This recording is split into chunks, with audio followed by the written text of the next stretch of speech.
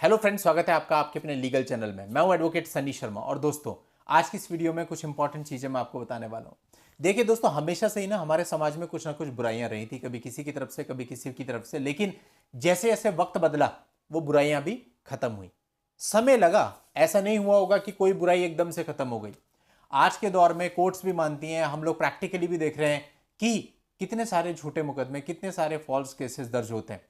अब आप देखिए 376 के कितने सारे केसेज हैं, 498 के कितने सारे केसेज हैं जो कि फॉल्स दर्ज हो रहे हैं।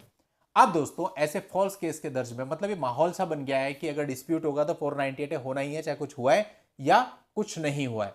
और लास्ट में कोर्ट को, मीडिएशन वालों को, सबको पता है कि लास्ट में एक सेटलमेंट होना है जिसमें आपको उसको पैसे देने और उस पैसे के बदले में वो आपसे केसेज वापस ले लेगी। तो ये टेंडेंसी चल रही है और बहुत अच्छे तरीके से सब लोग इस चीज को जानते भी हैं, लेकिन फिर भी सर्किल घूम रहा है, ये चीजें चल रही हैं।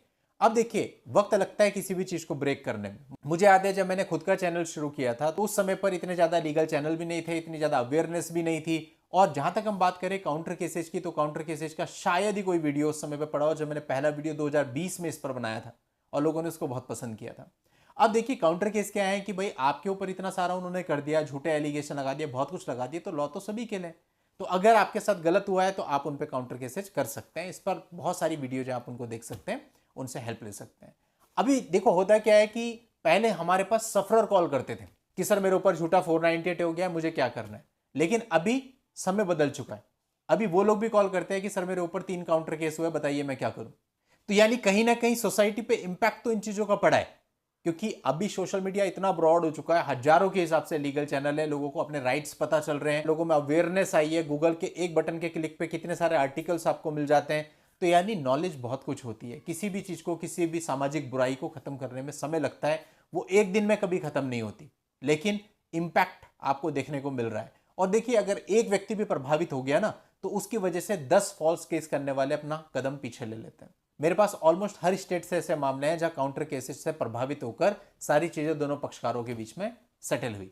और सेटल उससे पहले भी करना ही चाह रहे थे, लेकिन उससे पहले यह था कि भाई आप इतना पैसा दे दो, अब उतना पैसा नहीं है तो कैसे सेटल होगा। फिर तो आपकी भी मजबूरी हो गई कि आपको जितना भी ट्रायल चलेगा, 5 साल चले 8 साल चले, आपको लड़ना ही है। लड़की की भी मजबूरी होगी, जीवन तो दोनों का ही खराब हो रहा है, बस समझने वाली बात।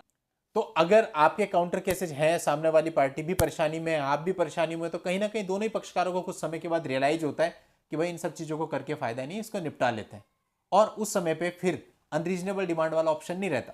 फिर तो सीधा और खुली बात होती है कि उस समय तो फिर सीधी बात होती है कि आप अपने केस वापस ले लो, हम अपने केस वापस ले लेते हैं, म्यूचुअल डाइवोर्स की पिटीशन फाइल करते हैं और खत्म करते हैं। या तो भाई पैसा देते नहीं है, और या फिर ये होता है कि रीजनेबल अमाउंट में बात सेट हो जाती है, कोई भी पक्ष का ज्यादा दबाव दूसरे पर नहीं डालता। लेकिन ये केवल तभी हो सकता है जब आप अच्छे तरीके से कहीं ना कहीं स्टैंड कर रहे हो और आपने सही समय पर सही एक्शन लिए हैं। और इसकी एक सबसे बड़ी बात है, अगर झूठे केसेज का जो तांडव चल रहा है ना, इन झूठे केसेज करने वालों को कहीं ना कहीं इस बात का भय भी होगा कि भाई अगर हमने ऐसा किया तो सामने वाला भी 500 किलोमीटर दूर मेरे पर यह केस कर सकता है, मुझे भी जाना पड़ेगा, मुझे भी परेशानी होगी। तो कहीं ना कहीं अंकुश लगता है, कहीं ना कहीं लगाम लगती है, क्योंकि जो व्यक्ति सच्चा है उसे तो कोई डर होता नहीं। अगर किसी के साथ सच में प्रताड़ना हुई, किसी लड़की के साथ मारपीट हुई है, किसी से दहेज मांगा गया है, ऐसा नहीं है इस प्रकार की लड़कियां नहीं है।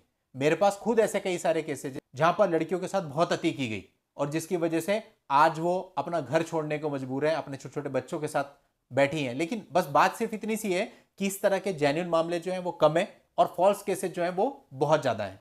और कहीं ना कहीं ये जो फॉल्स केसेज करने वाले लोग होते हैं, इनकी वजह से वो जो एक्चुअल प्रताड़ित लड़कियां होती हैं वो भी परेशान होती हैं। लड़के तो परेशान हैं ही, लड़कों को तो सब कुछ झेलना ही पड़ता है, लेकिन इसके साथ साथ जो एक्चुअल सफरर्स महिलाएं हैं, जो अपने छोटे छोटे बच्चों को 2 साल 3 साल के लेकर के बैठी हैं, कई बार तो मायका का भी सपोर्ट नहीं होता, कई बार जॉब भी नहीं होती, सामने वाले ने साफ कह दिया मैं 1 रुपया भी नहीं दूंगा, 3 साल के बच्चे को लेकर के महिला कहां जाएगी। तो ये जो काउंटर केसेज का इफेक्ट है ना, ये उन महिलाओं पे भी होगा जो एक्चुअल में सफरर है, क्योंकि फिर जो फॉल्स केस करने वाले लोग हैं वो कहीं ना कहीं अपने कदम रोकेंगे, कहीं ना कहीं लगाम लगेगी, कहीं ना कहीं फॉल्स केसेज की संख्या कम होगी, जो कि मेरे को देखने में आया भी है बहुत समय से। अभी क्या है कि कई सारे लोग ऐसा करते हैं कि सर अगर मैं 498 डालूंगी तो कहीं ऐसा तो नहीं है वो मेरे पे कोई काउंटर केस कर देगा, ये पूछते हैं। पहले ये सोचता तक नहीं था आदमी डालने से पहले। तो कहीं ना कहीं तो जो मूवमेंट चल रहा है ना, इसका इफेक्ट पड़ा है, क्योंकि 2 तरह की कॉल एक्स्ट्रा आने लगी। पहली कॉल कि सर अगर मैंने 498 किया या सर मैंने अगर डीवी का केस डाल दिया तो क्या मेरे ऊपर वो कोई केस तो नहीं करेंगे। पहला डर कि हां ऐसा हो सकता है। सेकंड, जिनके ऊपर ऑलरेडी काउंटर केसेज हो रखे हैं उन्हें भी रिलीफ चाहिए। वो भी फोन करते हैं कि सर हमारे पे 3 काउंटर केस हो गए जिनके लिए हमें इतना दूर जाना पड़ता है, हम बताएं क्या करें। तो यानी वो भी परेशान है, ये भी क्लियर हो गया। तो ऐसे में ये चीज एक पॉजिटिविटी का संकेत कहीं ना कहीं देती है। इससे दोनों लोगों को फायदा होगा। पहला फायदा उन लड़कों को होगा, उनकी फैमिलीज को होगा जो कि फॉल्स तरीके से फंस जाते हैं इन सब चीजों में। आगे जैसे जैसे चीजें बढ़ेंगी और होगा क्या कि जो इस प्रकार के केसेस डालने वाले हैं वो कहीं ना कहीं थमेंगे। सेकंड फायदा उन लड़कियों को होगा जो एक्चुअल में पीड़ित हैं, जो एक्चुअल में अपने छोटे छोटे बच्चों के साथ रह रही हैं, बाहर रह रही हैं, उनके पास कोई ठिकाना नहीं है, कोई काम नहीं है, और मेंटेनेंस ना होने की वजह से उनको बहुत सारे लोगों के पास मदद के लिए जाना पड़ता है, हाथ फैलाने पड़ते हैं, तब जाकर के खाना नसीब हो पाता है। तो ऐसी लड़कियों को भी बहुत मदद मिलेगी इन चीजों पे लगाम लगने से। क्योंकि आज का समय ये हो गया है, देखिए हम केवल सिक्के के एक पहलू को देखते हैं। दूसरा पहलू ये मैंने देखा कि जब कोई एक्चुअल लड़की बच्चे को गोद में लेकर के मीडिएशन में या कहीं वुमेन सेल में जाती है तो वुमेन सेल वाले उसे बहुत फॉर ग्रांटेड लेते हैं कि भाई आजकल तो ऐसे फॉल्स केस आ ही रहे हैं, ये भी फॉल्स ही होगा, चाहे उसमें एक्चुअल कितनी भी क्रूरता हुई है। मेरा प्रैक्टिकल एक्सपीरियंस रहा है ये पिछले कुछ दिनों में। अगर उसके साथ वास्तव में छेड़खानी भी हुई है तो सामने वाला बंदा ये कहता है ये तो सारी लड़कियां लिखती हैं। तो फॉल्स केस करने वालों की वजह से ना ऐसी लड़कियों के ऊपर गाज गिर रही है, उनको न्याय नहीं मिल पा रहा, उनकी बात सुनी नहीं जाती, उनको सच माना नहीं जाता। खैर, ये जो काउंटर केसेज हैं इनका प्रभाव है, इससे आप बाहर भी निकल सकते हैं और सोसाइटी को भी एक सही संदेश जाता है और कहीं ना कहीं कुछ लोगों के कदम जरूर रुकेंगे। और जब कदम रुकेंगे इनसे सबको, पूरे समाज को फायदा होना है। लड़कों को भी फायदा होना है, एक्चुअल में प्रताड़ित लड़कियों को भी फायदा होना है, कोर्ट को भी फायदा होना है। क्योंकि जब फॉल्स केस कम दर्ज होंगे तो वहां पे पेंडेंसी कम होगी, काम कम होगा, काम कम होगा तो लोगों की सुनवाई जल्दी होगी, जो केसेज इतनी लंबी लंबी डेट्स लगती हैं वो शॉर्ट होंगी। तो अगर आप ब्रॉड स्केल पे देखें तो बहुत बड़ा इफेक्ट इस चीज का है। तो अगर आपको लगता है आपके साथ गलत हुआ, आपके पास राइट है, आपके पास कानून है, उस कानून का उपयोग कीजिए। डरते रहेंगे कुछ नहीं होगा, फिर घर पे बैठे रहिए और सालों तक ट्रायल लड़ते रहिए। रिलीफ चाहिए तो खुद से कदम बढ़ाना होगा। हम एक अवधारणा बना लेते हैं कि कानून चेंज होगा, पुरुष आयोग बनेगा और कुछ होगा तब हमको रिलीफ मिलेगा। किसे पता ये सब कब होगा। अभी जो करंट सिचुएशन है इसके बीच में हम क्या रास्ता निकाल सकते हैं। हम दुनिया को चेंज नहीं कर सकते, हम सिस्टम को चेंज नहीं कर सकते। सिस्टम जैसा है उसके बीच से आपको रास्ता बनाना पड़ेगा कि ये सारा सिस्टम ऐसे ही रहेगा, अभी मैं कैसे निकलूं, मेरे पास क्या रास्ता है। अब आज आप प्रताड़ित हो, अब आप बैठ के वेट करो कि कब कानून चेंज होंगे, कब बदलेंगे, कब कोई संस्था बनेगी हमारे लिए, तब हम आगे बढ़ेंगे। या आपको रिलीफ आज के समय चाहिए, तबीयत आज खराब है, आज ही तो डॉक्टर पे जाओगे या 1 साल बाद जाओगे।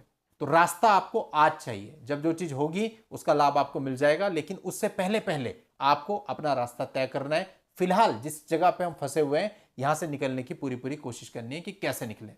तो आपको कैसे इन सबसे बाहर निकलना है वो पूरी तरह से आपके ऊपर है। आपको क्या स्टेप लेने हैं, कब स्टेप लेने हैं, वो मैटर करता है। चलिए दोस्तों, आज की इस वीडियो में इतना ही। नेक्स्ट वीडियो में नई लीगल जानकारी के साथ मैं आपसे फिर मिलता हूं। तब तक के लिए goodbye and thank you for watching. Take care.